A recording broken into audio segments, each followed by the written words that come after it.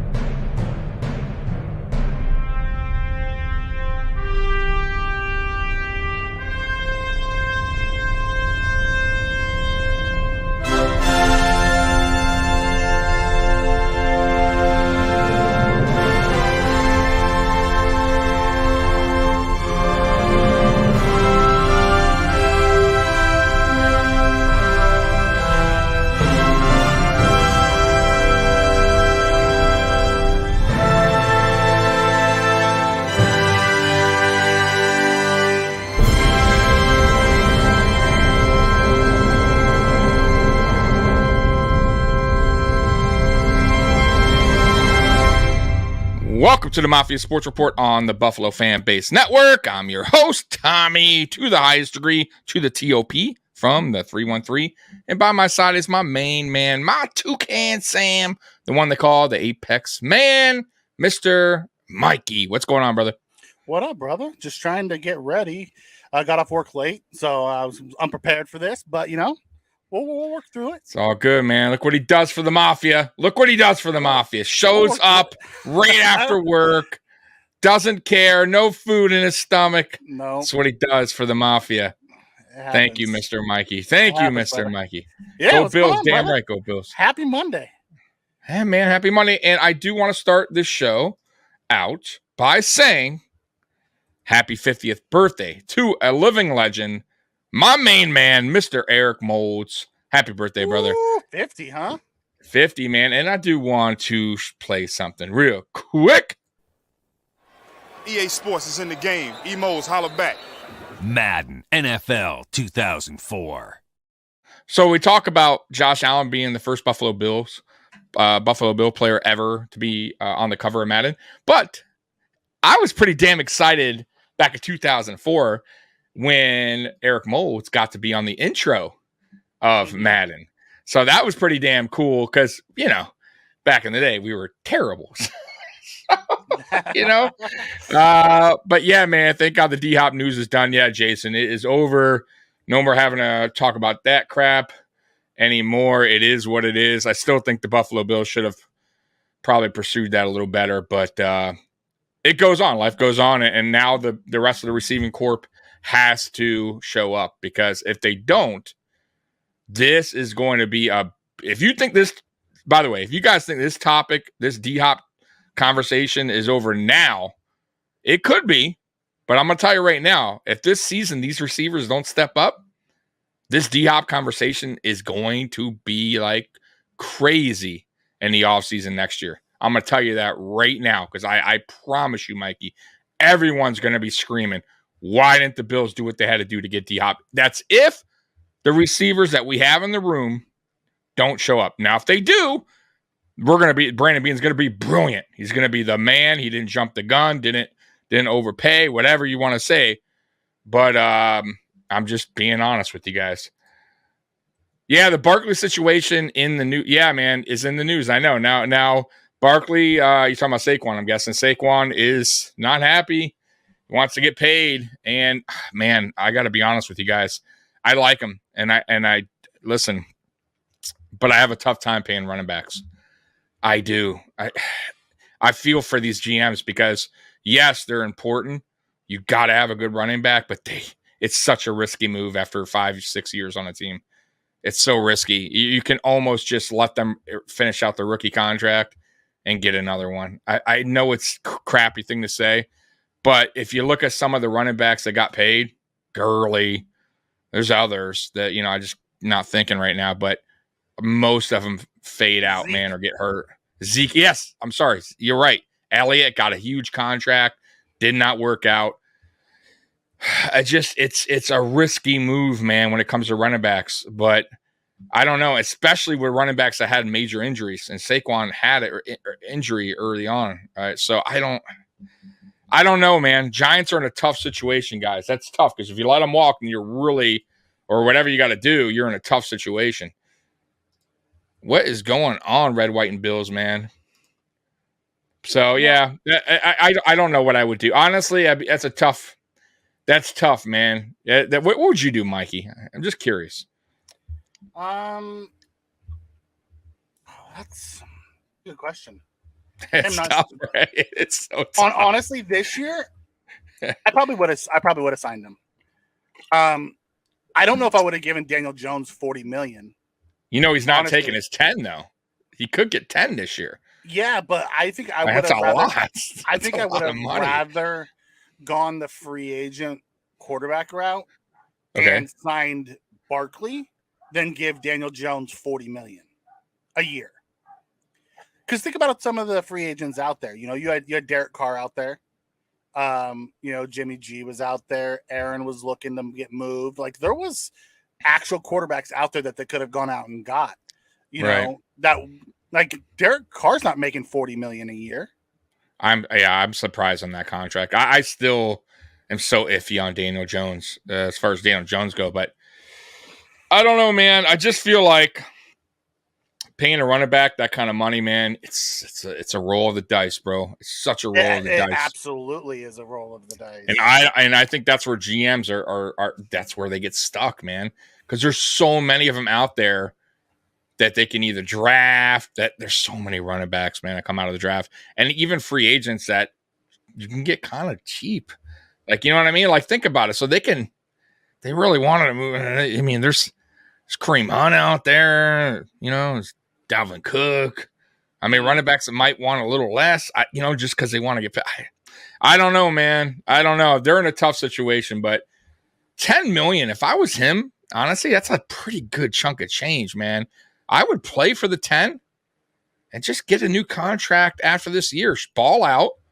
And somebody might pay you. You know what I mean? Going into free agency, but I don't know. That's what I would tell him if I was his agent. That's a good amount of money. You know, if you don't have a good season, whatever, you got 10 out of it. I'm just saying, that's not bad. So I don't know, Mikey. Tough. But real quick, I do want to talk a little Moles. I know you're getting Mikey. Mikey came to by the way, guys, Mikey's preparing because we're going to be talking about quarterbacks, wide receiver, and running back. Download, yes. Exactly. So I'm going to stall some time while Mikey's doing the tech work on his side, guys. So I'm going to step out for a second. Yeah. So you guys know I did a video today on Eric Moles. We're going to talk a little Eric Moles. By the way, a couple things that I totally forgot about. So did you know when we traded Eric Moles in 2006, we traded him to Houston and we got a 5th round pick. You know who we used that 5th round pick for, guys? Kyle Williams. So Eric Moles wanted out of Buffalo, didn't want to sign I think it was like a $10 million. And his time was done. It was 10 years, man. He played for so many bad teams, and it was a good exit. It wasn't a bad exit. He didn't make it like, he was like saying anything negative about Buffalo. It was just his time to move on. But in a way, if you think about it, guys, he did us a favor. He got us Kyle Williams, right? One of the most loved Buffalo Bills ever. And I also got to say, man, for what he did in Buffalo, with the amount of starting quarterbacks he had, I think it was like 7, 3 head coaches, 6 offensive coordinators, to put up the numbers he did is honestly amazing, guys. Like you really have to understand that. Like if you go to the all-time Bills wide receivers list, Andre Reid obviously number 1 at 13,000, almost 14,000 yards. Moles at 9,000, and then the next is Lee Evans at 5, a little over 5, right? But Andre Reid played 88 career more games than Eric Moles. A lot. That's a pretty good amount of more. And Andre Reid, when he was drafted, he had nobody to compete with. Granted, James Lofton was on the team, but James Lofton at that point in his career, he was a shell of himself. He was still good, but he wasn't the guy like he was in Green Bay, the Hall of Famer, right? When Eric Moles came to Buffalo and drafted in Buffalo in 96, he still had Andre Reid on the team. It took him, I think, till year 3 to actually be the guy. And he actually beat out Andre Reid as far as a single season record at the time before Stephon Diggs beat it with a little over 1,300 yards and 100 receptions. Andre Reid only had 90. So this isn't bashing Andre Reid or anything like that, but you guys got to remember Andre Reid played with a Hall of Fame quarterback for pretty much all of his career. He was with a Hall of Fame coach for pretty much his whole career. And Eric Moulds did not have that, right? He had multiple head coaches, terrible head coaches, multiple offensive coordinators, terrible quarterbacks. The only one that was I'll give him 2 quarterbacks that were pretty good was obviously Drew Bledsoe in 2002, and he only could do 1 year. And Doug Flutie and him had a really good connection, but you all know how the Doug Flutie story went here in Buffalo, right? I feel like if Doug Flutie was treated right and stuck around instead of stupid Rob Johnson, maybe this team could have done something back then. Just saying, maybe. But yeah, man, Eric Moulds, man, 10 years in Buffalo, gave it all he got. And I got to say, if you look at right now, like players today, if past 3-4 years, they want to be traded if they're with a team that can't win or bad records or bad coaching or bad quarterback play. They want to be out, right? Especially if you're like an pro bowler, right? Look at Stephon Diggs, right? Now, and I'm bringing that up because Stephon Diggs, since he's come here, he's been in the playoffs, right?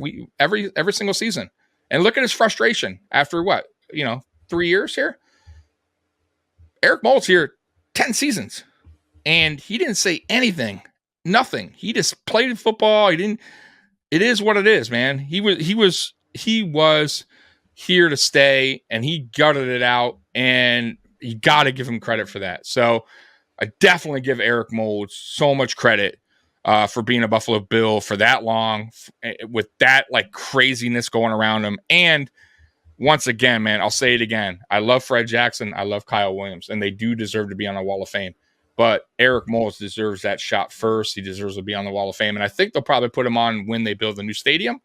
But it's past due, guys. It's past, way, way, way past due. And by the way, he does a lot for Buffalo and the Bills. So it's not like he left on a bad page or they don't like each other or something bad happened. You got to do the man right. Put him on the Wall of Fame already. Mikey, your thoughts? Anything on Eric Moulds before we get into the into this? I love him. Super underrated superstar in the NFL. Mm-hmm. An underrated Bills legend. I really believe so. He absolutely deserves the Wall of Fame. I don't know if he'll get it at the Ralph. I think the next time they do any type of thing was in the new. That's what I think. Yeah. And then I can see them bringing a bunch of them.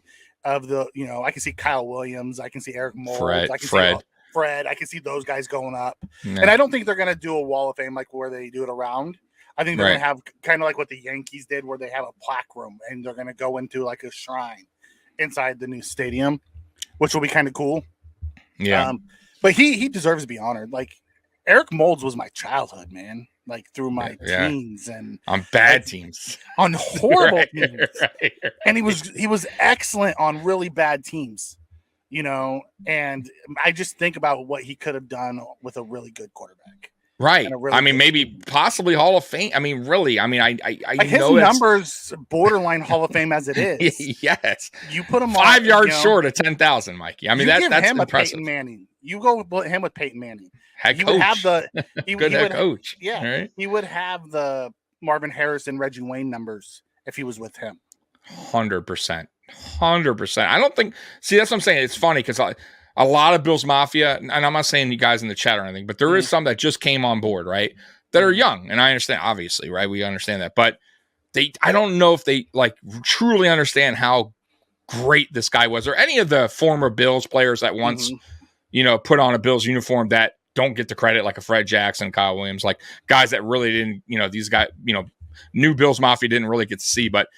Just go watch his YouTube. Understand how good this dude was. He was making one-handed catches before like the whole one hand thing to catch do. thing. Yeah, it was the thing to do, right? Like Right. he was doing it. You know what I mean? And he was pretty fast. Player too, 6'2". He had a good career in Mississippi State. And once again, like I said, he was put in a bad position for many, many years, man. And a lot, and I get it too. Somebody mentioned Stevie Johnson in the chat. 100%. But I will say Stevie Johnson, I believe, was with who's the quarterback there? The Fitz. Fitzmagic, who, let's be honest, like, yeah, he wasn't like the best, but Fitzmagic could throw years. Yeah, exactly. But he could throw. He was never afraid to throw the ball. But he gave him an opportunity. Fitz and Stevie were also in the Chan Gailey offense, which was a throw heavy offense. That's right. That's right. Eric. The thing about Eric Moulds was he's underrated for his yak. The yards after the catch is what made Eric Moulds so freaking dominant. Like he'll take that 5-yard in route and take it 95 to the house. He had no problem. He would have thrived in today's game. Oh, dude, can you imagine him next to Diggs? Oh my God, guys, unbelievable. But yeah, man, that's my thoughts on Moulds, man. A dude that just deserves a lot more love than I think he gets. And Mikey's right. I think if you place him on another team that actually had a quarterback in place, like a Peyton Manning or whoever back in the day, a Dan Marino, whatever, back. And a good head coach, like a team that I was like set, that was like, stable. You know what I mean? Stable, right? Stable. His numbers would have been who knows where. I mean, think about it. Andre Reid had almost 14,000 with the Bills because he had a Hall of Fame coach, Hall of Fame quarterback. I'm just saying. Hall of Fame running back, Hall of Fame offensive lineman. Right. Yeah, that too. I forgot. Oh, by the way, also defense. Defense in Buffalo was awful when he was here. Defense in Buffalo when Andre Reid played was pretty damn good. So I'm just saying there's a lot that can be said there. So anyways, we're going to move forward. So tonight, guys, we're talking about the training camp breakdown. We're doing a training camp breakdown with the offense, quarterback, wide receiver, and running back. I even do the tight ends if we have time. All right, even the tight end. So, did I miss any chats here, or you can't see the chats? I can't produce the chats. Honestly, that's all right. All right. Let me see here. That's okay. Working on getting. Let me see if I miss any. While you do that, why don't you throw my screen up? I got you. There we go. All right. So we have the 2023 Buffalo Bills. These are the position breakdowns. We're going to do quarterbacks, running backs, wide receivers. If we have time tonight, we'll do tight ends. Otherwise, we'll do the tight ends with the offensive line on Friday. So when we look at it, it'll be very much like we did last year, Tommy. I have the 2022 stats, the career stats, kind of, the breakdown of each one. I went into a little bit more advanced stats on the wide receivers and the tight ends to, talk about it, and you'll see why once we get there. But we'll start with the quarterbacks. Josh Allen, last year, he actually threw almost 100 passes less last year than he did the year before. And so he had 359 for 567, 63.3% completion percentage. He went 52, 59, 69, 63, 63 every year. So he's steady at that, low 60s, which is fine. Yeah. You don't need it to be crazy. He had 4,283 pass yards, 35 touchdowns, 14 picks. Did you know last year he actually had 15 picks the year before? He threw less picks this last year than he did the year before. I know. And then this year he's the turnover machine. The difference was the red zone interceptions. He had 5 red zone interceptions this year. He had two previously in his entire career before this year. I know. I remember watching games, and the announcers were so big on Allen not turning. Never threw an interception. It wasn't until 2 years ago on Thanksgiving in New Orleans he threw his first red zone. I was like, right. The streak ended. Yeah. So he had 124 carries, which was up 2 carries from 2021. 762 yards, 7 touchdowns. We went down 1 from 8 touchdowns. On his career now, think about it. He started with a 52% completion percentage. His career completion percentage now is 62.5. Yeah. 18,000, 138 touchdowns to 60 interceptions. He has over 500 carries for over 3,000 yards and 38 rushing touchdowns. Mm-hmm.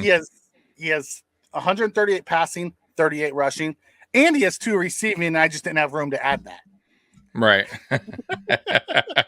So pretty much a dog when it comes to Josh Allen. Top 5 quarterback, top 3 quarterback. Some may say the best quarterback. I'm not going to give it to him just yet. I would say he's top 3. Yeah, even though I love him, I'm still gonna, you gotta give Mahomes that notch, man. Mahomes is for one now. Right now. Yeah, he is for now. Flip a coin between Burrow and Allen. It really depends on what type of quarterback you exactly. want. Yeah, you could debate. I think you could debate that. You know what I mean? Yeah. Now, I don't think you could debate the one spot. I'll be honest. I'm Mahomes. I can't be a homer here and be like, Allen's the best. Like, he's damn close. He's damn close, and he's gonna get there one day. But right now, Mahomes is the guy. He's the guy with 2 Super Bowl rings, 2 MVPs, 2 MVPs. Yeah, so you can't. I gotta be realistic here. Yeah. You know what I'm saying? Go ahead, Mike. Listen, we got a tier 1 quarterback, and when ranking Mahomes to Allen, they're also in 2 different systems. If Allen had Andy Reid would help him as well. Patrick Mahomes, would he be as all world as he is without Andy Reid? I don't know. The dude's super talented. He'd still be really good. He may not be what he is today without Andy Reid. I don't know. It's hard to do that. So you put them in tier. So you tier them. It's tier 1, which is Allen, Burrow, and Mahomes right now. Yeah. If you want to put Rodgers in there, you can. He's a multiple-time league MVP. One of the greatest ever.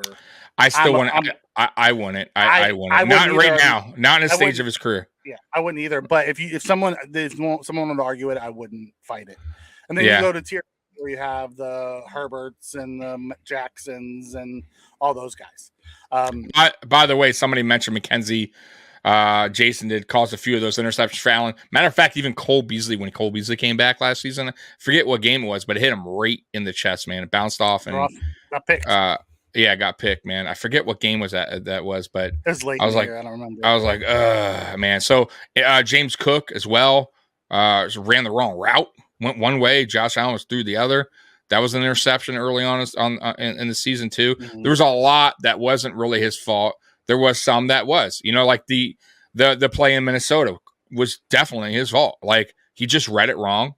And if that was that kind of game, by the way, drive down the field, no problem, right? No issue. And then throws the interception, right? That game was a funky game, man, but he doesn't do it that much. He just, sometimes hey man, things happen, mistakes happen. Defenses read they get paid too. Yeah, they do. Looking here, Red, White, and Bill says Burrow has more around him than Allen. I don't disagree with that. I believe he does. With Higgins, Chase, and Boyd, and then mix it in the backfield. I agree. I agree. I truly believe the Bills' offensive line this year is better than what Burrow has. But last year they were about the same. The difference was Allen escapes, and Burrow's just quick, has a quick game. Allen doesn't play that. I agree. The thing that we love about Allen is he's a highlight machine. And the Bengals have receivers who can get a short yardage pass and take it all the way sometimes. You know what I mean? Like, we don't really have the yak. Now, Shakir last year was probably our best, I would say, when he got the ball. Mm-hmm. But we didn't have that in our arsenal. We didn't have Cole Beasley like we did the year before, who was that short yardage kind of, a security blanket that he needed. So, yeah, they're 2 different kind of quarterbacks the way they play, I would say. And they got 2 different systems, right? Yeah. With just, I think, like Mikey said, they have better depth at wide receiver and running back. But let's see this season. I'm curious, and we'll talk about it eventually when we get to the receivers. Mm-hmm. But go ahead, Mikey. Yeah, Buffalo Dave operator comes in and says, yeah, with a better O-line, the whole offense will have 100%. Absolutely. 100%. If you look at a lot of Josh's trouble last year is because he was getting collapsed, pushed from inside and then outside. How he got out of some of the stuff last year is beyond me. Because there was so many times that our offensive linemen just whiffed and Josh still made a play. Give him some time. Yeah, Mahomes, listen, Burrow, Allen, Hurts, top 4. And you can take Hurts, you can take Herbert, you can take Jackson, you can take any of them. And number 4, I believe everyone believes it's Mahomes, Burrow, and Allen are the tier 1 top 3, and then you can rate whoever you want 4, 5, 6. Yeah, I mean, speaking of offensive line, real quick, 100% on that. By the way, Buffalo Dave, if you have a good offensive line, if you have a great offensive line, they can make an average quarterback look pretty damn good, and make a running back who's okay look pretty damn good. I mean, look at Dak. Look at another great example is, and I love Peyton Manning, but when Peyton Manning went to Denver, he was not what he was, right? Especially the year they won a Super Bowl. His offensive line protected the shit out of Peyton Manning. You got time, you can get the ball out, you can make a play. I'll give you another example with the Colts. Colts had a good offensive line when we played them in the playoffs.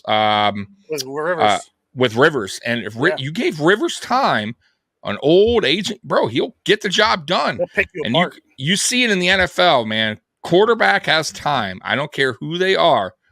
They're going to find the receiver for the most part. So imagine if you have a top 3 quarterback like a Josh Allen and you give him time. Sky's the limit, man. And we just haven't given that to him in the past 3-4 seasons. Like, it's been a long time. So we're hoping this season is that change. Go ahead, Mikey. Yeah. No, I'm just reading the chat. Everyone's talking about the offense, how we need to add I'm more. trying to pick it up as I go. And I agree, but I want to move through this as well. So go ahead. Yeah, we're good. Quarterback 2 this year, we have a new backup. His name's Kyle Allen. That's the Allen brothers. It's so funny. He played in a whopping 2 games last year, started twice. He was 46 of 78 for 59% completion percentage, 416, 2 TDs, 4 picks. However, that's not really who Kyle Allen is. That team was awful, god awful last year. He had no weapons to throw. As a matter of fact, when he played was like in the middle of the season when they didn't even have the running game going. So I think he's league average backup quarterback.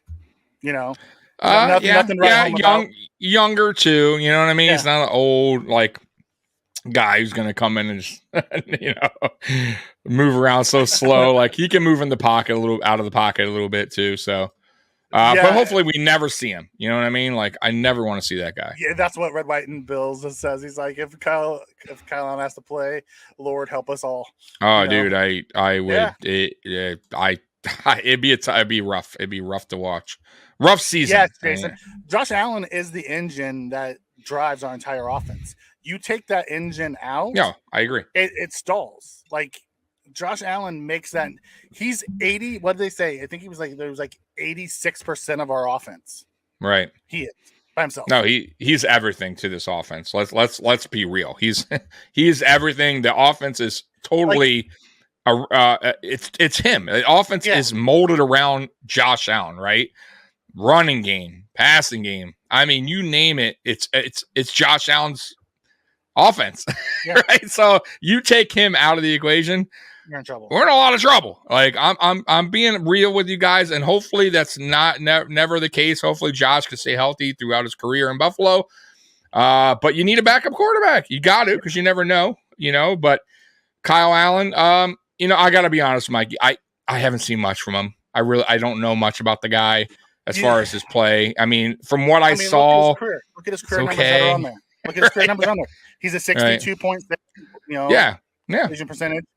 He has shade under 5,000, 26 TDs to 21 interceptions. He is the average backup quarterback in the NFL. He's good enough to give you a split if Josh Allen misses games, depending on who you're playing. He's not beating the elite teams. He'll beat the average to bad teams. Ransom saying we never had a good backup quarterback. We need to draft one and bring him along. See, now they tried with Jake Fromm, which, by the way, I hated that pick. Absolutely hated the pick. And I knew it was going to be bad. And it sure was when they got rid of him. I agree, though. They do eventually need to draft a quarterback. Question is when, what round? You know what I mean? You're not one late. You're not. No, I agree with that. But when? You know what I'm saying? Like, do you want to do it in a couple years from now and then start grooming them as far as that goes? I mean, Frank Reich came along. I mean, you could also get a decent backup quarterback in free agency and kind of keep him here for a little bit. I mean, look at our old Mitch Trubisky in Pittsburgh. So he went ahead and signed a deal. I think he's there for a couple more years. So he's kind of like their long-term backup, right? While their rookie or their second-year quarterback now is starting to get better, right? Or hopefully get better, get where they want him to be. Maybe the Bills do that down the road too. That's always an option instead of drafting one. But I agree in a sense they do eventually need to have a guy in here that's going to be here longer than a year, that's reliable just in case. Kyle Allen may be that guy. He could be. You never know. I want to, you know what? Well, I'll give you my good observations in preseason, because I got to say, when I saw what's his name last year, I always forget his name because I want to forget. Case Keenum. I told you early on, I'm like, ooh, I don't know, bro. He looks pretty bad, bro. And that was preseason. It just did not look good. So if Kyle Allen looks, yeah, go ahead. Last time I saw Case Keenum, he was playing with that Browns offensive line, which is one of the best in the league. Right. And he's running the ball. So he looked good. You put him in with that. Well, first off, our offensive line was hot garbage last year. Oh, yeah, I agree. And he was playing with the backup offensive lineman. So he looked bad. It was just his throwing, Mike. It wasn't. I get what you're saying, but it just looked like he had nothing on his throws. They were so. They just didn't come out hot at all. They come out like flat. You know what I mean? It just didn't look good. So I get what you're saying. I get where you're coming from. But did he even get picked up, or is he still a free agent floating around? Oh yeah, he's back with the Texans. Is he? Okay. Stay your ass there. I believe he's backing up CJ Stroud. Good. He went back home. That's where he's going to end his career back in. They can. Hometown. I'm sure that he could do prank videos over there in the training camp. Yeah. Go ahead. So when you look at Kyle Allen's career, he's we went through his numbers. He's an average NFL quarterback backup. Matt Barkley is our third string, which most likely will be a practice squad. Barkley never leaves. And Barkley's a glue guy. He's not going to be great on the field, but he's really good in the locker room. Yeah, I get it. Him and his family do wonders for keeping that culture right. Yeah, so, I listen. I've never knocked Barkley for that. Like, I agree with. Like, remember last year, I was like, because we didn't have, and I thought Keenum would be a decent somebody. But anyways, exactly why I like Barkley is exactly what you said. Like, good locker room guy, good for the young guys. Still good for Josh Allen. You know what I mean? A veteran guy to talk to when he needs to. So yeah, I agree. Keep him on his third string. Keep him on the practice squad. You need somebody throwing to the young guys anyways on the practice squad. So who else, who better than Matt Barkley? No one's going to pick him up. So it's perfect. It's perfect practice squad guy. Yeah. Patrick G comes in and says Mariota would have been a good backup. The problem is Mariota wants to get paid. He wants to be paid. Yeah. Mariota's one of the top tier backup quarterbacks in the league that can truly still play in this league. So he's going to get $8-10 million a year to be a backup somewhere. The Bills don't got that kind of money to spend on a backup. No, they didn't, and I wouldn't want them to either. You can always find a decent backup for decent amount of money. You don't have to overspend on a backup. Yeah. So let's jump into and those are the only three quarterbacks that we have in camp. It's going to be the Allen brothers on game day, and I have a feeling Barkley's going to go to the practice squad like he did last year. Mm-hmm. So let's look at the running back room. I'll tell you, I was looking at the running back room. We don't have a lot of guys who have a lot of experience running the ball outside of Latavius Murray. It's not pretty. I told you. 89 rushes for James Cook last year, 507 yards, which is really good. It is. Two touchdowns, 21 catches, 180 yards, 1 TD, 1 fumble. He had that 1 fumble on his very first carry and then didn't fumble again. And the fumbles are fumbles lost, by the way. Right. Obviously, for a career, he only had 1 season, so that's, the same. Damian Harris, in 2022, he had 106 carries, 462 yards, 3 touchdowns, 17 catches, 97 yards, 0 touchdowns, 0 fumbles. That's great to see. On his career, Harris only has 3 lost fumbles, and he only has 4 fumbles total. Yeah. He doesn't 3 of the 4. Yeah, He doesn't fumble the ball. No, he doesn't put the ball on the ground. Yep. Damian Harris, in this 4 years in New England, he had 449 carries, not a ton of carries. He had barely had 100 carries a year. Right. 2,094 yards, 20 touchdowns. That's a lot of touchdowns. And he had a lot in 2021. Yeah. It was his most used year, and then he got hurt last year, and then he brought in Stevenson. Right. Then he had 40 catches, 281. He's never caught a touchdown. Wow. Nyheim Hines last year had 22 carries. 20 of those were in Indy. So he had 2 carries for the Bills. He had 22 carries for 33 yards. Wow. He averaged 1 yard, what was it? A little bit over 1 yard a carry. Wow. 1.1. 22 rushes, 33 yards, 1 touchdown. Mm-hmm. 30 catches, 241, 1 touchdown, 0 fumbles. He also had some on kickoffs. He had 2 kickoff returns for touchdowns, and was a solid punt returner for us. Oh, 100%. And kick return. Yep. On his career, Nyheim Hines only has 300 rushes, 1,200 yards, 10 touchdowns. He has 240 catches, 1,700 yards, 8 touchdowns. He only has 3 lost fumbles in his career as well. There's a theme here with the Bills. They have guys who don't put the ball on the ground. Right. Even Devin Singletary is pretty good at not putting the ball on the ground. I mean, he had a couple fumbles while he was here, but no, it wasn't like outrageous. By the way, so I was right. So Harris in 2021, that's when he had the 15 touchdowns. Great year, his best year.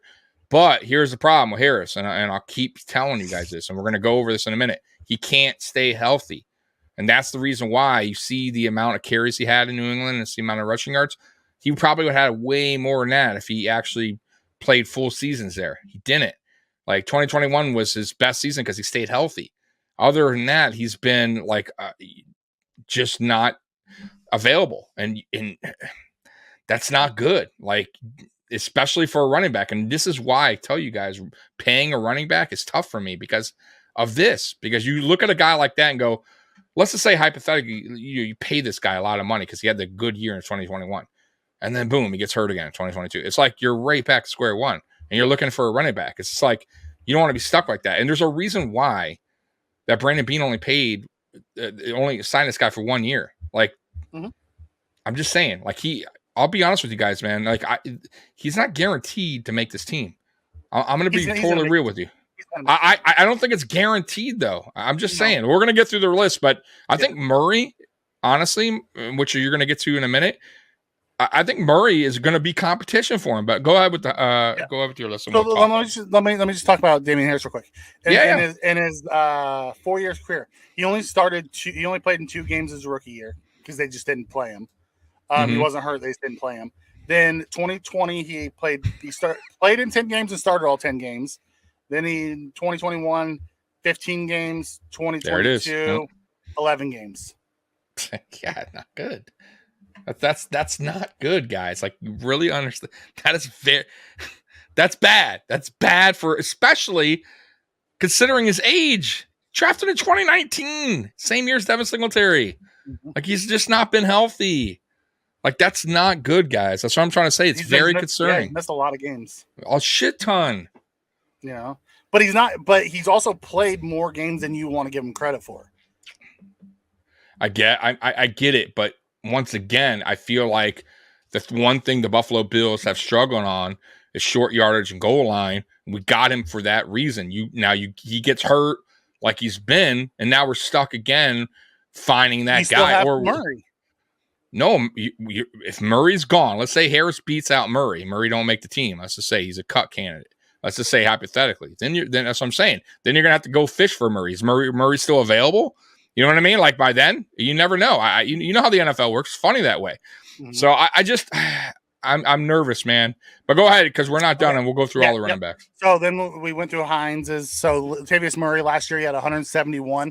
And Murray's the one veteran on this team that's actually logged real carries. Yeah. 171 last year, 760, 6 touchdowns between 2 teams, 27 catches, 132 yards. No touchdowns, but he had no fumbles as well. On his career, Beane has been like that quick seal guy on TV, running backs, slap some quick seal on the position. Right. He really has. And he's done it with the offensive line too. Oh, everything more on offense. More of the offensive line. Everything on offense, it's the quick seal, 1 year deals. Right. So then on his career, he has 1,481 rushes, a little bit over 6,000 yards, 55 touchdowns, 222 catches, 1,500 yards, 2 touchdowns. He's only fumbled and lost 2 in his entire career. He's only lost 2 fumbles in his entire career. That's very impressive. That's impressive. That's crazy. That's impressive. And then lastly, we have our fullback, Reggie Gilliam, who had 0 carries, but he had 8 catches last year for 69 yards. On his career, he's had 3 carries for 3 yards. He's had 0 rushing touchdowns. He's had 13 catches for 108 yards and 2 touchdowns.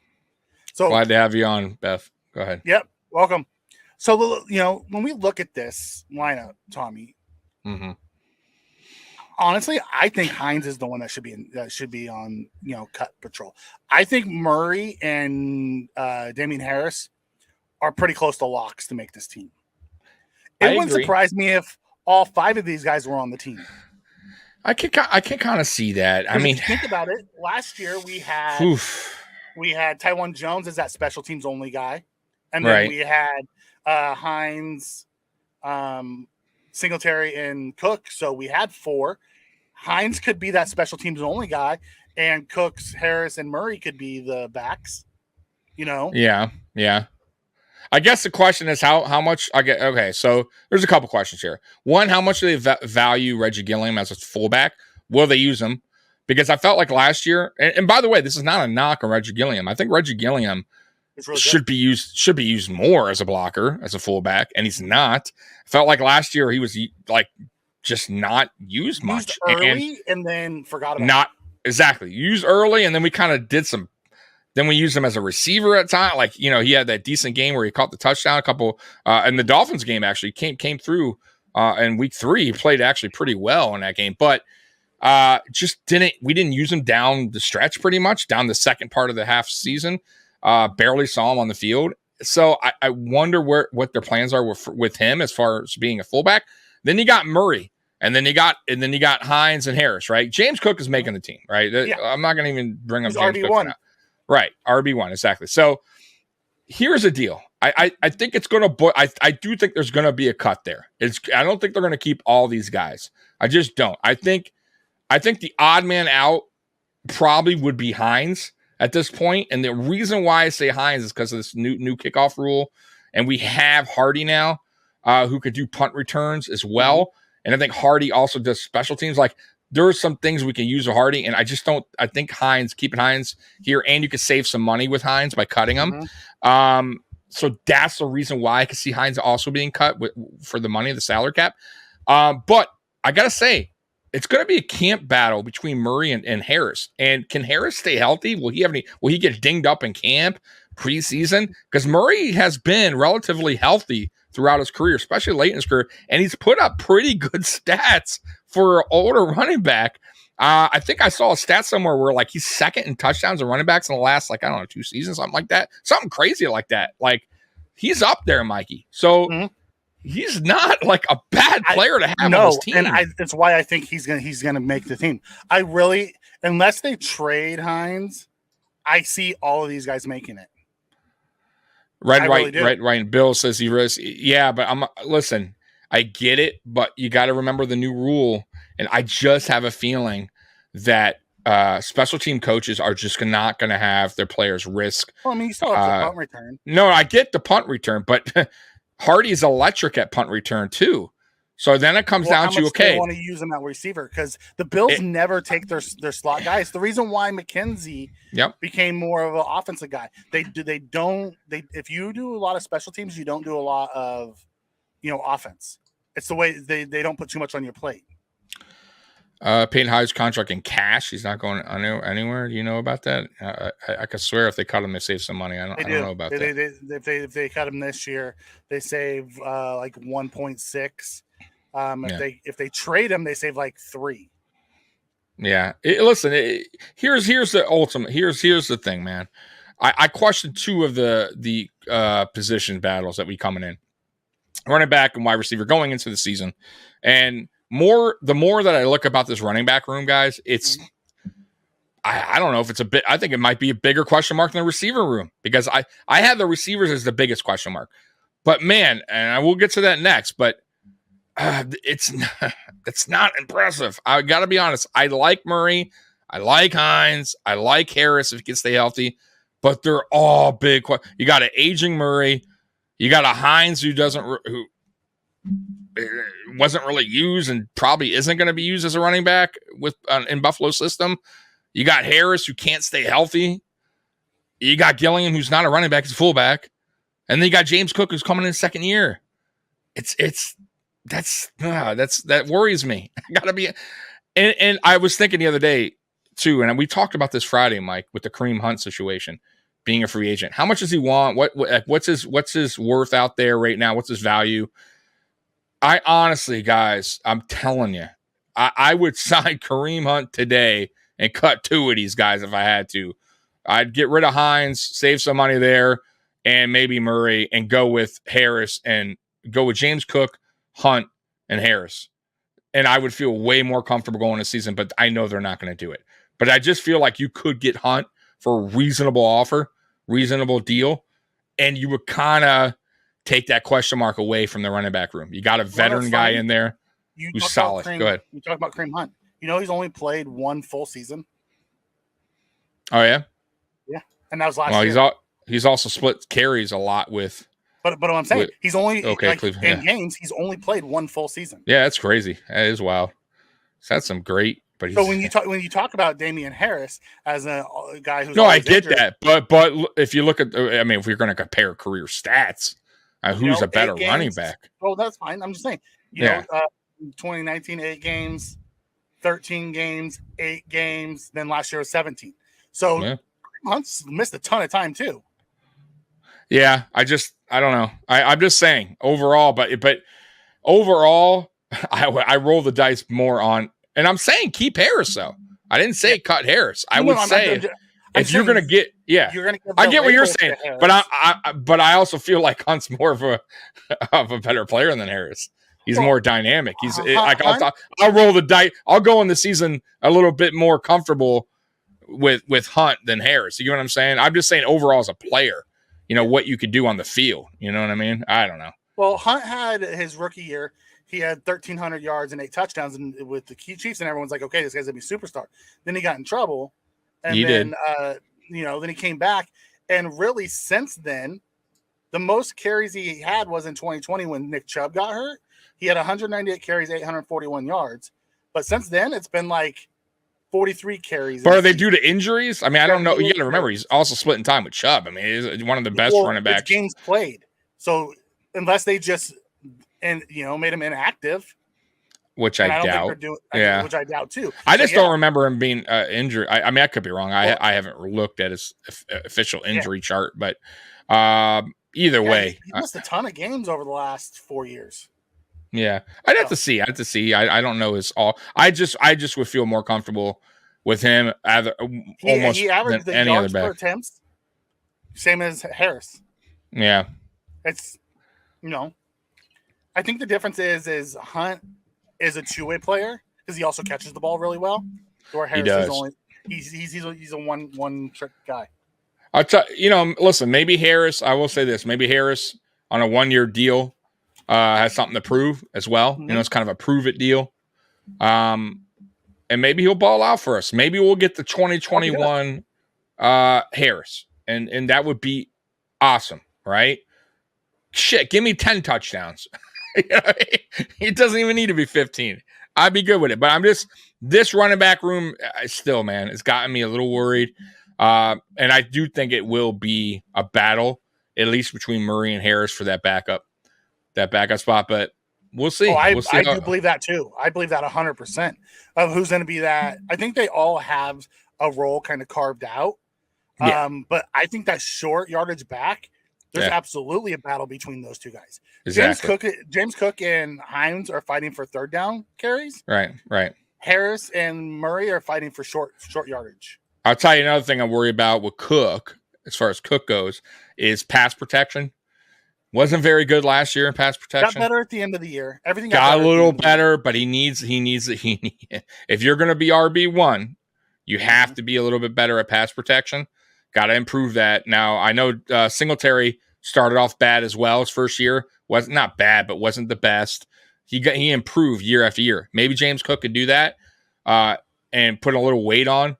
Singletary also put a little weight on, and maybe we'll see a little bigger, bulkier Cook at least for that, because you got to be able to block, man. So that right there too, he needs to improve on, and that's about it. I think last year towards the second half of the season, the game slowed down for him. I thought he was more patient, like I said, with his blocks. So we'll see. I expect a much better year out of Cook this year, second year, man, especially with this offensive line that's been revamped. Beth isn't wrong either in her comment here. Says not for nothing, Tommy. We have some of the best rehab and prehab facilities here in Buffalo. Injuries are always a concern, but I said that last year.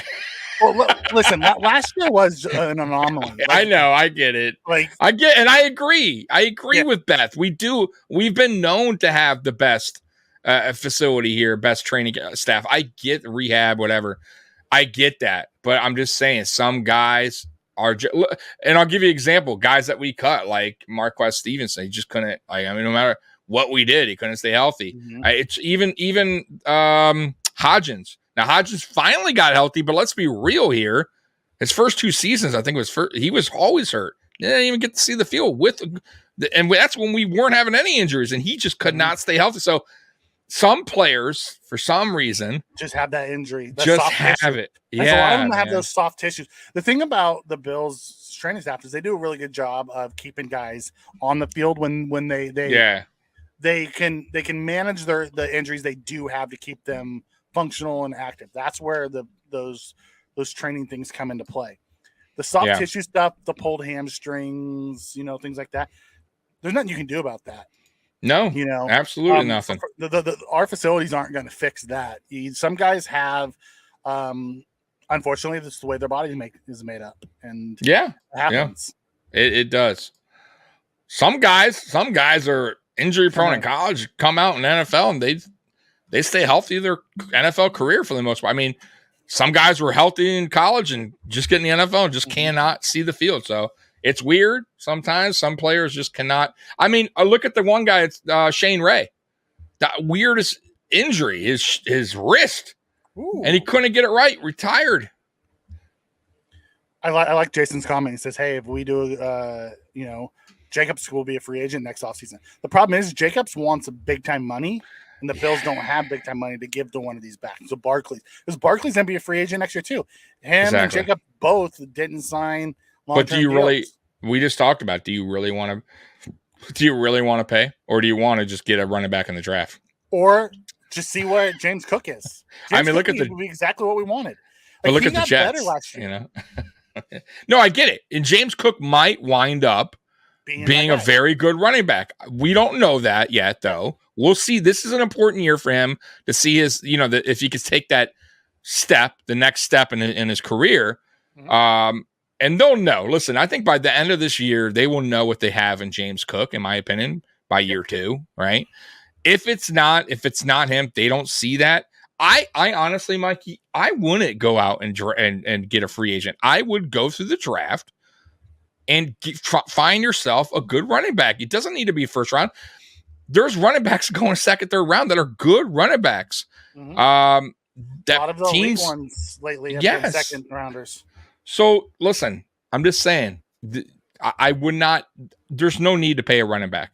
You can get it. You can get one in the draft. Just make sure you get the right one. Obviously, try.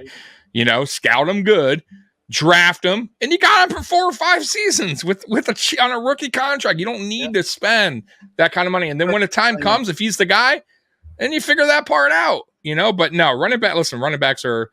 There's so many in the draft, man. There's so many pretty damn good ones. And you're going to have some that are going to be free agents that are going to say, okay, I'm not going to get my top bag. I want to go to an elite offense. Right. Because you're going to have the Jacobs, the Austin Ecklers, the Barkleys. Yeah. Like, guys aren't going to get the bag that they want. and they're going to say, okay, if I'm not going to get my bag, I want to go play with a really good offense. I'm not playing to, not try to do something else. So we'll see how that plays out. Yep. Just to talk to, Hatch, 90 Hines, I looked it up. If we were to cut him, it's a $2 million cap savings. Yeah, see, I knew I read that somewhere. Yeah. So yeah, don't be surprised. Right. So personally, I think all 5 of them make the roster. Just my gut feeling. Okay. But, we'll see how this plays out. Yep. All right, wide receivers. I have the 5 that are pretty much locks to make it, and then I have the bubble guys. So we'll start with Stephon Diggs. Last year, he had 108 catches, 1,429 yards, 11 touchdowns. His advanced stats, he had a 70.1 catch percentage.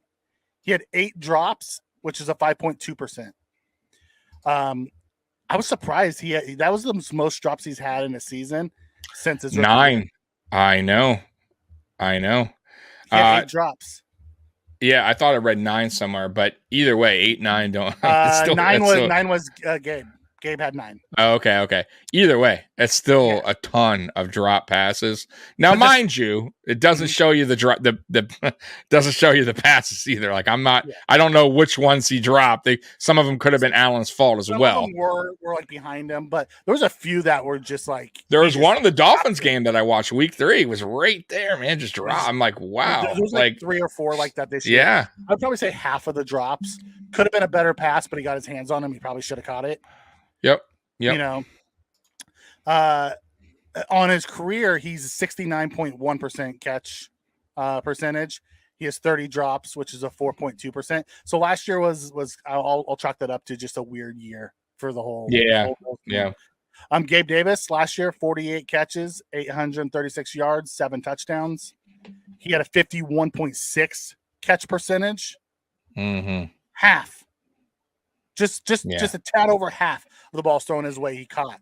9 drops, which was a 9.7% drop rate. Yeah, so good. Diggs had 8 and had a 5%. Gabe had 9 and had almost a 10%.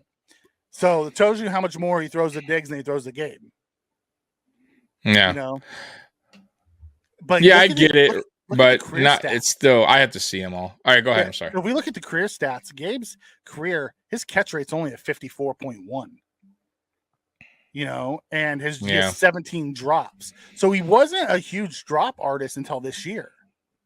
Yeah, no, I know that. Like, his drop percentage definitely was bad this season. It wasn't as bad as rookie year and second year. Mm-hmm. I agree with that, but I'm telling you, man, I really believe that ankle injury kind of messed with him mentally, man. I think he just, I almost feel like he was just kind of like thinking too much in his routes, maybe, and how he's going to cut or how he's going to get the ball. And maybe he was changing his kind of like his mechanics, kind of like how Josh Allen was doing when he got his UCL, right? He had to learn to throw his mechanics, he had to change his style. Maybe Gabe Davis on the ankle, because you got to remember, you're running that fast. You got to stop, turn. Like there's a lot of pressure on your ankle. Maybe he was just mentally, physically just not right the whole year.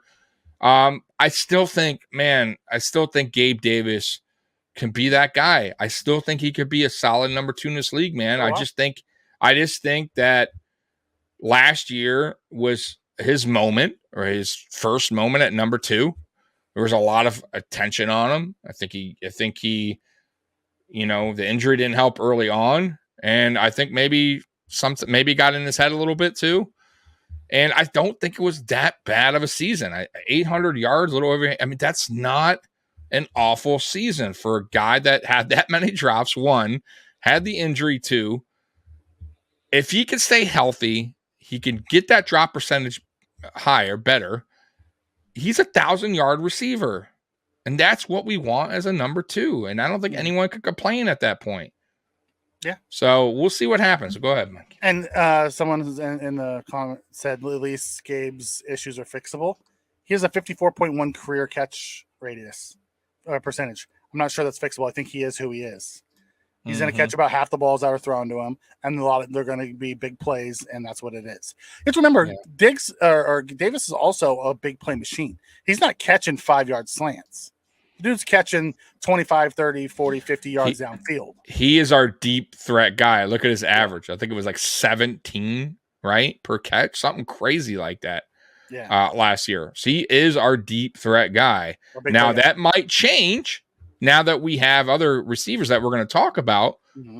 And maybe Gabe Davis can now do different kind of route running rather than just go deep all the time and showcase more of his ability, because look at, and somebody, I forget who mentioned it, but forget who, Mikey, but anyway, somebody was talking about his drops, but if you go back in like time, he made some phenomenal catches in the playoffs. Multiple caught the ball. Never against Miami where he dove and caught it, and it looked like a matrix. Oh, catch. Dude! I thought he did. I didn't think he caught it. Yes, you're talking about where he dove. Yeah, like how he even got his hands underneath it to keep it off the ground.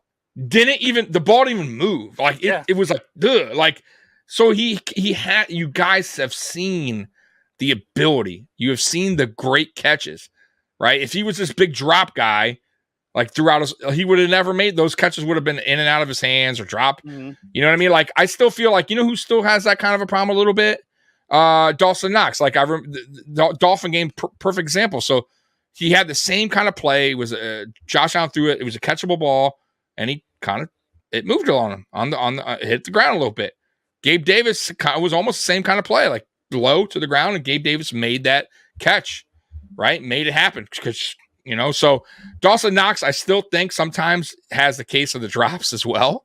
And he needs to also not as bad. He's improved, but I think he needs to still get a little bit better at that, because there is some games where it's like, come on, man. Dawson Knox, but he's gotten better. He's gotten better, no doubt. Yeah. I'm telling you, he's gotten better. I'm just saying. Considering he dropped 10 his first year. Oof, yeah, I remember. And he's dropped 4 each of the last 3 years. Yeah, he's gotten way better, 100%. So Gabe will get there. Go ahead. So let's move on to Khalil Shakir. He had 10 catches, 161 yards, 1 touchdown. His advanced rating, he had 20 targets, so it was a 50% catch. Mm-hmm. He had 2 drops, which comes out to 10%. So not really a lot of a lot of targets or catches to really show what he's going to do. But, I couldn't believe he only had 10 catches, and that was all in like 3 games. Yeah, he didn't get a lot of opportunities last year. Mm-hmm. I don't think he was even supposed to see the field. I'll be real with you. And I love the dude. But I think once Crowder got hurt, he was kind of forced into that role because McKenzie just couldn't really do it. And by the way, I still don't think McKenzie was awful here. He still had, I think he had 500 yards last year. I could be wrong, but or a little over 500, I think. I could be wrong. You have to look that up. McKenzie right last year. No, I don't either. But I'm just saying, I don't think he had as bad as a season as many think. I still think he was in that 500 range. Mm-hmm. But Khalil Shakir was kind of forced into that role. He didn't. You got to remember too. He probably didn't work with Josh Allen much in training camp, right? In preseason, he was working with the backups. So going in there with Josh with this offense, he's not probably familiar with the ones. I thought he did good when his number was called. 100%. He dropped a few, but nothing crazy. He also made some really unbelievable catches. And he was really mature, man. And I can't wait to see him this year, man. He has a lot of potential. Me too. I can't wait to see Shakir, what he does in year 2. Still a big fan of him. Deontay Hardy, last year he only had 2 games. He had 2 catches, 13 yards, got hurt, missed the rest of the season. But on his career, he had 40 receptions, 793, 4 touchdowns. He has almost a 70% catch percentage. Mm-hmm. So he's actually holds on the ball really well. He has 4 drops in his career, 4 drops in 4 years. So yeah, that's impressive. 3% drop rate. Yeah, he's not too shabby. He listen, when he's on the field and he's healthy, he's dynamic. Like when he gets the ball in his hand, that dude, he can boogie, man. He's up there with the Hill. Now he's not as fast as Hill, but he's damn close. Like they are damn close. Thought Isaiah McKenzie was fast. Wait until you see Hardy. Go. Yeah, this dude can fly, man. And he's so little. You know, yeah. He's small. Yeah. He's not really little. He's just small. Yeah, he's small. He's short. Yeah. And like he gets going, and it's just like a lightning bug. Gone. Yeah. Then Trent Sherfield, he had 30 catches last year, 417 yards, 2 touchdowns. His catch rate was 58.6. Ultimately, he had 3 drops, which is 5.9%. On average, his catch rate for his career is 56.8. So he kind of falls in the line of Gabriel Davis. And I like Sherfield. I like what he does, but I like him more as a 4 than a 3 because he dropped a big touchdown against the Bills last year. Yeah, I remember. You know, so he does struggle with his hands a little bit. You got his return stats, by the way, for Hardy? Jason wants to know. I can pull them up in 1 second. Yeah, pull him up. I think it's going to be a battle between him and Shakir for third spot, man. Shakir. Now, mind you, Sherfield had a good OTA and a mini camp day 1 with Josh when Diggs didn't show up or whatever that was day 1. They said Sherfield was probably the brightest spot. He's also taking 1 reps with Josh at that time, so that says a lot. But mind you, it's mini camp OTA. It doesn't mean a lot. Training camp will show a lot, and preseason where Trent Sherfield is going to be put on this roster as far as position goes, like what spot. But I'm telling you, man, I don't think he got a lot of when he was in San Francisco. He was behind so much talent there. He just didn't get the opportunity. But like you said, in preseason, he was electric for San Francisco. And then when he came to Miami, you got to remember he's third on the depth behind 2 guys that he was actually 5 to start. Yeah, he beat out Cedric Wilson. Yeah, who got a big contract from Dallas. Exactly. So he beat him out. He became a third. You got to remember, really, truthfully, Tua really liked throwing to Hill, Waddle, and Gesicki. So Sherfield had to kind of just earn his catches, right? He had to ball out. So I felt like for what he, where he was on that team, as far as the reads were that Tua was going through, Sherfield had a good season. He had a really good season. So can he continue where he left off is the question. My concern is around the catch rate. My concern is around his catch rate. His hands are a little shaky. Like his route running is really good. Yeah. He made some good catches last year, though. He did. Yeah. It's the easy ones. Like he has the Dawson Knox syndrome. It was always the easy one. He'll make the super hard catch, but he'll drop the easy catch. Yeah. Well, I'll tell you what, man. I think it's going to be an interesting battle for that third spot because there's also Kincaid. You'll have to add in. Yes, Kincaid, because Kincaid's that is an interesting. I lumped him with the tight ends. Yeah, but really he's going to be used as more of a split. I know. Tight end, so I was telling somebody, Curtis today. I'm like, I'm telling you, man, like that dude is not really he's not a tight end per se. Like that's not how they see him. Yeah, he's drafted as a tight end, but he's a weapon. I think this dude is going to be like I think he's going to be more of a receiver than a tight end. Like I think he's going to line up all over the field. I can see him lining up as an H-back out of the back. Yeah, he's going to be like a hybrid kind of offensive player that I think Ken Dorsey and Bean saw, and whoever was scouting him saw the potential in this guy in the offense, especially with Josh. And that's why they drafted him. It wasn't because he's this great tight end, right? He's just a really good offensive weapon. Mm-hmm. So I think they drafted an offensive weapon, if that's even right. They drafted an OW. Right? They've already said that Dawson Knox is going to be your starting tight end because they just paid him. Well, he deserves. Yeah. Listen, Dawson Knox is a tight end. He's a true tight end. He deserves to be a tight end. He's an all-around tight end. Like he could block, he could pass catch. He's a good red zone player, right? But this guy here is just a weapon for Josh Allen to have at any part of the field. He could do any. I think this dude could do everything, like Mikey was saying. You can line him up almost anywhere on the field, and he can make a play. And he's going to make defenses. I'm telling you, if this guy could come out, get a connection going early with Josh, I think defenses are going to be not knowing what to do when it comes to the Bills' offense, because now you got to worry about Diggs, Gabe Davis, Don Kincaid, and then you got speed with Sherfield and Hardy. Yeah. And Hines and Cook. And right. Like you got some right now, but the question is, can they do it? Can they show, like, on paper, what we saw in their career? Like, Sherfield, great last year, but he didn't do anything the years before, right? Hardy, great when he's healthy, but when he's not, then he's useless, right? Shakir, he's only played one year, and we didn't use him much. What can he do year 2? So those are all question marks. But if they can all step up to the plate, then we have a really good group here, like we do. Mm-hmm. You know, same with Kincaid. Can Kincaid learn the offense quick, get a connection down with Josh quick, and actually be involved in the offense early? Or will he not catch on quick? Will he not get the connection going on early? And will he be used less because of that?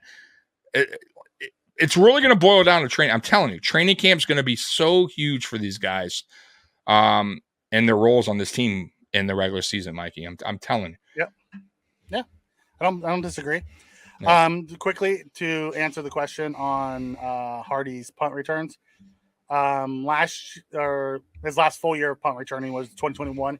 He had 21 punt returns, 199 yards, so 9.5. He had 12.2 average the year before that, and 9.4. Kick return, he had 29 kick returns, 690 yards, 23.8, 27.3, and 26.8. So he's electric on special teams. Yeah, he's a dude. He's super fast, man. I'm telling you, super fast. Just watch his film. Yep. Watch the so let's look at the remaining guys that we have left. We have Justin Shorter, who was a 5th round pick. We don't have much on him. Marcel Aitman, in his career, he has 20 catches, 270 yards, 1 touchdown. Keyshawn Johnson, in his career, has 36 catches, 360 and a touchdown. Mm-hmm. Desmond Patton, 4 catches, 45 yards and a touchdown. Coulter has spent 2 years on a practice squad, and Jalen Wayne is a rookie UDFA. So not a ton in the waiting in the wings. It's Shorter is probably going to be penciled in as that guy. Mm-hmm. Unless one of these other guys just blow them out the water. And they could play special teams. Because it's all going to come down to who, for that 6th receiver, who can play special teams. Which one of those guys is the 6'6" guy there? I know we got a 6'6" guy. We got a huge receiver. There's like a tall receiver we got. Which guy is that? Go look at the roster real quick. There's a guy that's like 6. It might be. There's a guy, he's huge. He's like one of our biggest, I think he's our biggest receiver. I could be wrong. 6'4", 6'5", 6'6", something like that. I thought it was 6'6". I could be wrong. Though. You got to look there. 6'4". Okay, maybe it's Aitman then. Because Johnson isn't tall. Shorter's 6'4". Yeah, Shorter's 6'4". I thought he was taller than Shorter, whoever this guy was. Man, too bad I don't remember. There was a guy that we got. No, it wasn't Shorter. Shorter's the rookie. Did we keep him or did we release him already when we signed him? I don't know. There was a guy. We signed guys and then released them. Okay, maybe release him because there was a taller receiver we had that we signed on McDaniel. That dude's really tall. I'm pulling him up right now. Give me 1 second. Okay. I could swear he was like 6'6", bro. I'm telling you. Of a 6'6" receiver. Yeah. I'm telling you. Aitman's 6'4". Looking for all the wide receivers. Coulter's 6'2". Gabe Davis is 6'2". Yep. Diggs is 6 foot. Yeah, right here. Red, white, and Bills. It's Atwell, 6'6". No. Atwell. Who's Atwell? Are you talking about Aitman? I thought we had a receiver at 6'4". No, it wasn't him. Maybe it's a guy we did cut. Hold on. Yeah, Katarius Atwell. No, that's 5'9", so it can't be him. I could swear we had it, man. It sucks I don't remember, but maybe we cut him. If you guys know a receiver that we had, it was like 6'6". I'm telling you, Mikey. He's not on the roster anymore. Yeah, maybe we cut him. I'm curious now though, because now it's gonna make me mad. Because Shavers is 6'4". Patman, Shavers, Shorter are all 6'4". I don't know. Maybe we did cut him, but there was. I'm telling you, they picked up a guy, and maybe they cut him. I think he was like he played for like, I want to say I think is Atwell. I don't know. You got Spence said Shavers, and Shavers shows up on here. If he's 6'6", he shows up on the. It was a guy that played. I think he played for like USFL or XFL, something like that. Like he played for like a weird league. Amen played for. He was former Raider. He played for the USFL. He played for the CFL, and he played for the XFL. I don't know. I'll figure it out later. But there definitely was, Mikey. Trust me. I don't remember his name though. You know. I wish I remember. The Bills list 8-man as 6'4". So if he's 6'6", the Bills roster lists him at 6'4". Yeah, no, it's not him. There was another guy. Who's Marcel Atman? Look him up. That's who I'm talking about. Oh, okay. So no, then there was another guy 6'6". Marcel Atman. Okay, I don't know. Oh well, we'll move on. But there was definitely, trust me, I remember seeing him. He's not on the Bills official roster. Then that means they probably cut him. Yeah, they might have cut him. But there was, because I was like, damn, that dude's tall, bro. Zach Davidson, he was like 6'7". He was the tight end that got hurt and went on IR. Oh, okay. No, it was a receiver, but that's all right. I'll figure it out later, but that definitely was. So, I mean, when you look at here, Shorter has the leg up as the draft pick. Jalen Wayne is the cousin, Reggie Wayne. Correct. The rest of the guys are just like all just journeyman guys. Yeah, none of those guys are. The only guy there, you got Justin Shorter there somewhere, right? He's up top, the first one. He'll make this team. I think I think Brandon Beane drafted him for a reason. They see the potential. Special teams. Special teams won, and I think they see the potential in the future for him at wide receiver. If he can stay healthy, if he can learn the system, but there's no rush to get him on the field on offense. So get him in. They're going to keep him because they don't want to. If they put him on practice squad, he'll get picked up. Mm-hmm. And he'll be a special teamer, and he'll learn the offense, and we'll see what happens next season when he gets an opportunity to be on offense. And when it comes to training camp, the only way there's a bubble is if we sign somebody else. Spence like there is no bubble. The 6 receivers are Diggs, Davis, Shakir, Hardy, Sherfield. Yeah, no doubt. Unless we go out and sign somebody, who's Brandon Kaufman? I don't know. He wasn't on. I don't remember the name. Kevin Nash. Kevin Nash. Yeah, right. He's more of a tight end than Kevin Nash back in his day.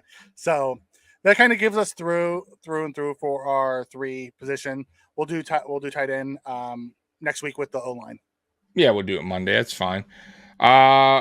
So what's your guys' thoughts like on this upcoming season as far as where do you see this Bills receivers going? Like, I have a big question mark going into the season. Are you guys more confident in this receiving crew than me, in this receiving group than me, or do you guys have concerns? Just curious what you guys feel, because I obviously voiced my opinion. I guess I'll ask you while they're catching up. What's your are you concerned like me, Mikey, or are you just kind of like, I believe in this group, they're going to get through it? The receiver room? Yeah, the receiver room. And then we'll get to the running. I'm absolutely concerned. There's a reason why I was saying we should sign D-Hop. D-Hop, yeah. Like, I like the ceiling of this receiver room, but the floor is just so low. Like, I know. We lose one of these guys, just one of this, we lose one of those top 5. Now we're having Justin Shorter playing some serious snaps. Or we're bringing in 8-man or Patman or one of those guys. The nice thing is as the team, as Chris says, Kincaid's an X factor. Having Kincaid in there as a receiver will help. I agree. But once again, you're asking a lot for a rookie, just like you were asking a lot for Shakir to step up last year. Yeah. You got to remember. Now, I will say the difference between Shakir and Kincaid may be that Kincaid's probably going to be working with the ones in training camp, which will benefit him going into the season. Shakir didn't probably have that. I'll be honest with you. He's probably working more with the backups, case Keenum and all them. So Kincaid will already have that connection kind of down, hopefully, with Josh Allen entering week 1. Yeah. Then that Shakir didn't really have, right? Who was kind of just thrown in the mix. Yeah. I think Kincaid will already be involved with the first team offense throughout training camp, throughout preseason when they do play OTAs. Yeah, exactly. So maybe it'll be a smooth transition going into the season, and maybe he will be the X factor, and nice. we won't have to worry about it. That'd be nice. I mean, when you look at it from a pure talent standpoint, like I like what we have, but it's not a deep room at all. No. Like when you look at last year's, like when we lost Crowder, that threw everything into chaos. Crowder was our veteran. Yeah, it was our veteran slot. We thought we were going to get more out of him, right. And then he broke his ankle and was done for the year, So it's one of those things of if all these guys stay healthy, we'll be fine. But if these guys start going down, it can get thin quick. Let's see here. No, I'm telling you, there was a guy that was like 6'6", and I'll pull it up. I'll tell you Friday who it was, because there was. We just probably didn't. Somebody said he probably was just a walk on. He's like one of those guys we invited to camp and just. And there was guys that we signed before we signed some of these newer veterans that we released. Mm-hmm. So like before we signed Aitman, we had another receiver. We released the receiver, signed Aitman. We had a receiver that we released because of right, exactly, because of the tight end and Puna Ford and all these different guys. Because we even released Tanner Gentry, who is Josh Allen's best friend. Yeah. Guys running is 12 personnel. I don't know how much true 12 personnel you're going to see. When I say true 12 personnel, 2 tight ends on the end running it. I think we're going to run 12 personnel, but I think you're going to see our second tight end split out. Right. And you only call it 12 personnel because technically he's listed as a tight end. He's a tight end, correct. I'm telling you, man. I think eventually we're just gonna list him as just a hybrid weapon. He's not your traditional tight end. He's just not. Like I don't see him that way. Travis Kelce. That's right. That is true. But I think I think Kincaid can be used a little bit more as far as different kind of options for Allen. Because what Allen does, but who knows? Maybe he will be maybe he'll be exactly what Kelce is. Let's hope. If he's exactly what Kelce is, then yeah. Kelce's going to go down as probably the greatest tight end ever. Honestly. Yeah. Yeah. Who do you got who right now do you have? I mean, who would be the greatest? Gronk? I mean, Gronk's up there, right? You have to put Gronk. I mean, you have Gronk, you have Antonio Gates. Gonzalez, Tony. Shannon Sharp. Gates was. It's hard to say who's the greatest because they. You're right, Shannon Sharp. God, Hall of Famer. I met Gates, by the way. Parked his car when I was like Gates. Gates was the part of the starting of the real passing tight ends. Like Gonzalez was great, in his era because they didn't throw; they ran more than they threw, and he still had those. Same with Shannon Sharp. Like it's hard to put them that way. I would say I would put them on a Mount Rushmore of having those guys on a Mount Rushmore. That's fair. I remember that's like comparing LeBron and MJ, 2 completely different eras. No, you're right. You can't. I remember when Gates was still playing. MJ. Remember when Gates was still around? Yeah. And when he got his older, he was so slow, but he still was making plays. Yeah, he was. I think he retired and then he came back one more year or something. And he was so slow, but called him off the couch. He still was. He put up touchdowns. He's a touchdown machine. Yes, dude. Just a physical, big tight end, man. That could catch, man. Good tight end. I mean, when you look at it from the goats of the tight ends, it's really what era are you looking at? Like this, I look at the when you rank things, I don't like to rank people. I like to rank tiers. Bills have never had a unbelievable. Dawson Knox is going to break all the tight end records like this year. That's because we really haven't had a tight end. I mean, we've had some decent ones. Don't get me wrong, but nothing. Yeah, nothing to write home about. Like they're okay, you know. I'm just and saying, Red, like, White, and Bills is true. He's not a true tight end, but there isn't very many true tight ends anymore. Yeah, the games changed, man. So it's hard to stack them because it's changed so much. I'll tell you, Shannon Sharp considers Kelsey a tight end, so I'll consider Kelsey a tight end. I mean, Mike's made a great point. Look at Pitts. Pitts is like a receiver, right? I'm just saying, like he's built like a receiver. He's not built like a traditional. It's a lot like Kincaid, right? That's what I'm saying. He's not right, but I mean, he could play. He's more of a receiver than a tight end. Like, you know what I mean? So a lot of the tight ends now are lanky. They're not as big. They're not slow. Like, I'm just saying, the game's kind of evolved a little bit, especially in the tight end department. Back in the day, I remember tight ends were huge. Keith Jackson, these huge, bulky, slow. Yeah. Kittle, and people are talking about Kittle in the comments. Kittle very much is probably the best all-around tight end in the game because he's such a good blocker. Yeah, and he's still fantastic. Like if he was used, he could be used the same way Kelsey's used in an offense, and he would probably put up similar numbers. But he's not asked to do that. At times in that San Francisco offense, they forget about him. Yeah, that's true. Because he's so talented. He's such a playmaker. They just don't use him that way. He could be considered like he's probably the best all-around tight end in football. Yeah. No, I agree. I agree with that. I definitely agree with that. He is a monster. And he's one of those guys who is like it's the reason why Josh Allen goes to tight end U every year because he's such good friends with those guys. And they see the life similar. Like they're always just laughing and having fun on the football field. Yeah. Like they both say, I get to play a kid's game for a living.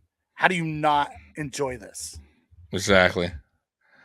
Well, that's what I meant. If I'm doing doing tiers, tight end needs to block and catch. Kelsey just a receiver listed as tight end. I mean, it depends. I get what you're saying, but not every tight end is built that way. Not every tight end's using the system. Jimmy Graham wasn't a true tight end. He was a receiver as a tight end. From the U, baby. Was a former basketball player, converted to tight end, and had a really great career. He was not a good blocker. Right. He was like, but he put his hand in the dirt and played on the end. He was more of a receiver than a blocker. Exactly. He'll be the first one to tell you that. I don't know if there's exactly. I don't know if there's like I don't know if that exists. Gronk was a great two-way player. He could block as good as he could catch. There's just not a lot of them, though. Tony I would Gonzalez, say they could do that were great at both. Yeah. You know what I mean? But that doesn't Tony mean Gonzalez, you're not. He wasn't an elite blocker. Like that's the thing about Kittle. Kittle's an elite blocker. Yeah. You know, he's like he's an elite. He's kind of a different mold. Kincaid is not like I'm gonna tell you right now. Kincaid is a bad blocker. From what I saw in college, it's not his game. Average blocker. Yeah. He's not horrible.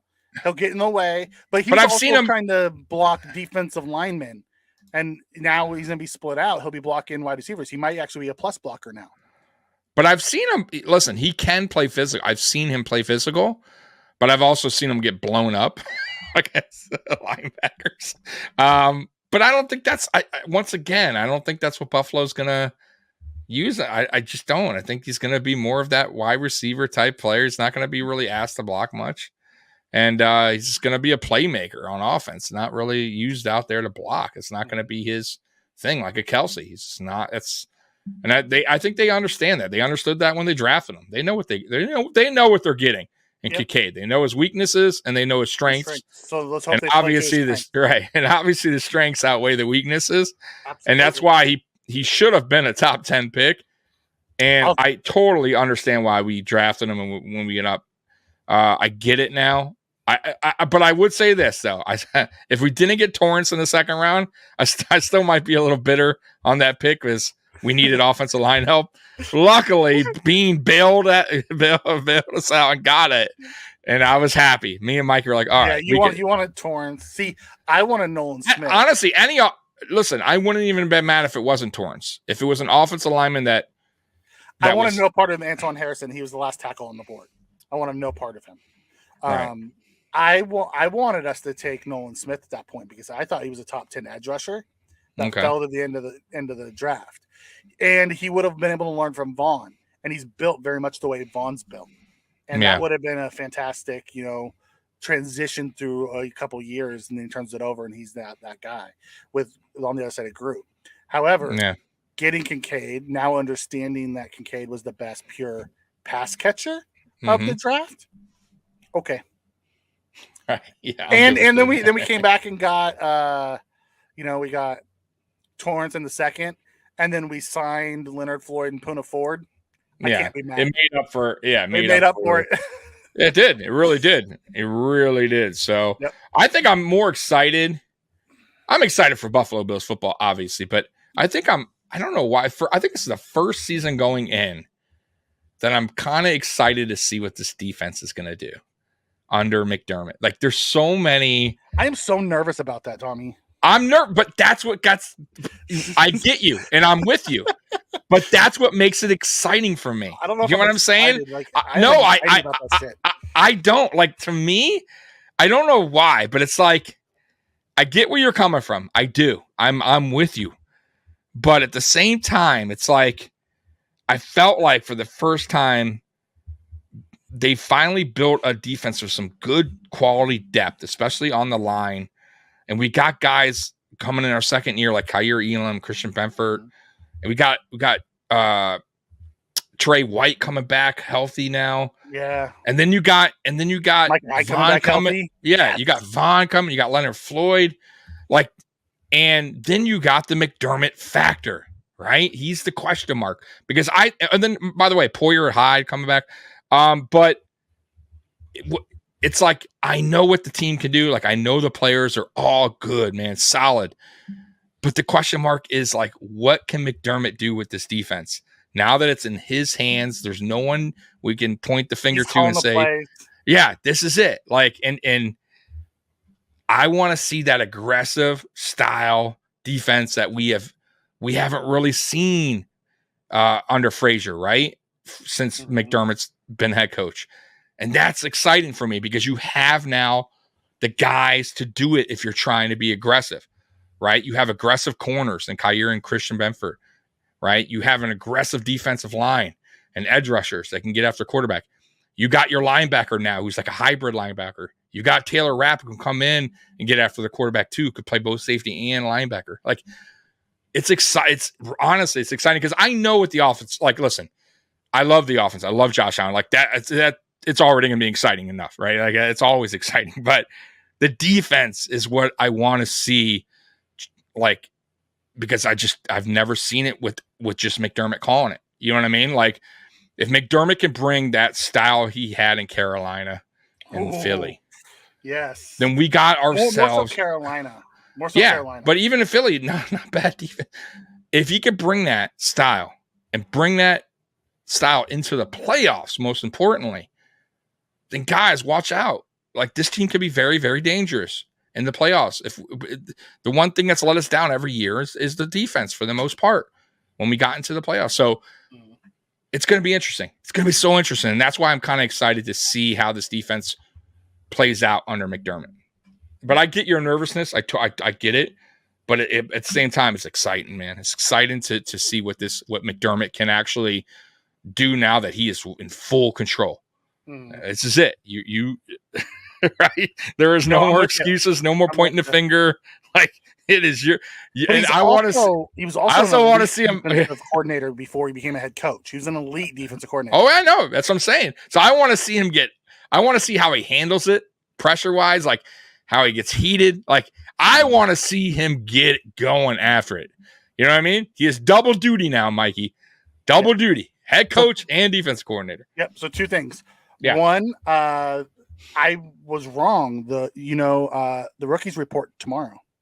Oh, you see, I had a feeling they reported a week early. Okay. They report tomorrow. The rest of the veterans report on the 25th.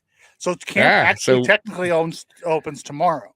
Oh, so the previous couple of years they reported 2 or 3 days early, and that was because of COVID. Now that there's no more COVID protocols, they get to report a week early. Nice. So we're going to be talking Friday, some rookie training camp talk. Well, the 26th of July is the first open practice where media is allowed, that people can go and actually see them. So, but yeah, the rookies report tomorrow. And then my second piece is I want to hit on spins. I really want this O-line to be above average all the way around, because this is the line we're going to have for the next couple of years. I'm with you. The Church of Bill Mafia. Yes. Come on. Tommy will preach for you all day long. Dude, I'll go hours, 7 hours of Bill's Mafia talk. It's not like we haven't done that. We did it on draft night. At day 2, we spent like 5 hours on there. Oh, my God, dude. So anything else you got for the chat? No. So on Friday, we will dig into the tight ends and defense or offensive line. Okay. Then the following Monday, we'll do the defensive line. And then if we have, because there's a lot of defensive linemen, and then if we have, depending on the time, we'll look at either doing linebackers, secondary, and special teams after that over the next following one. So every show over the next two weeks, we'll be having a position breakdown, which will take us right into after training camp opens, and we'll start getting reports. Nice. By the way, I had a great time on that Jets channel I went on Saturday. Did you? Nice. Oh, dude. I know you dropped the Go Bills to leave. I even dropped the Go Bills. And you saw the guy laugh because he was already hitting the button to go by. And I'm like, Bills. Go Bills. He's like, damn it. I'm like, yeah, bro. That's how you do. But I represented the Bills Mafia to the fullest. And by the way, I had a great time. That dude was a good dude. If you guys want to check that out, it's DKB Jets. You'll see me on there. Are you talking about coming on to your AFC show?